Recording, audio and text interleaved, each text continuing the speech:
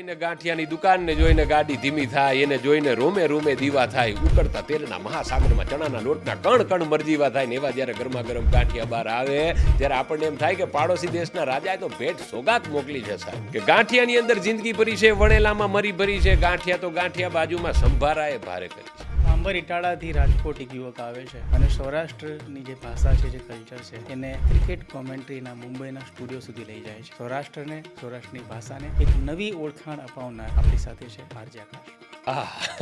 આવું ક્યારેય ધાર્યું નથી પાજી એમ કે મારો ઇન્ટ્રોડક્શન આપશે એમ. આખો એક લાંબી સફર છે જે અમે લોકોએ એક સાથે કરી છે. ઘણી બધી વાતો છે, ઘણા બધા કિસ્સા છે.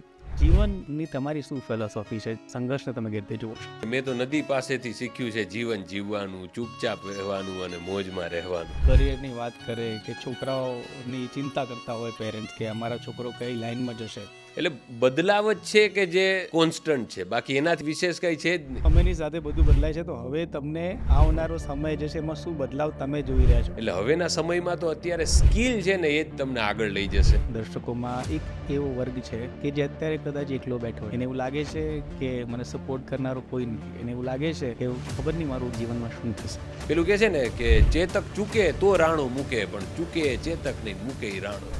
ગરબાનો સોંગ કર્યો હતો જેમાં એક ઓસમાન મીરે પણ પોતાનું એક હાજરી આપી હતી. પેલું ફિજેટ સ્પિનર ની તમે વાત કરી, એટલે કે પ્રિન્સેસ બનવામાં ચોરી છે લીડમાં, ફિજેટ સ્પિનર કરતા પણ સ્પીડમાં ફરતી ફરતી એ તો ગરબા ઘૂમતી, એ તો પોતાની જ ધૂનમાં રમતી ઝૂમતી, એ તો કે કાનમાં છે ઝુમકા, રાસ રમે ચોકડી લગાવીને ઠુમકા, એવી ગુજરાતી નાર લઈ અંબા અવતાર રમે નોન સ્ટોપ 9 થી 12.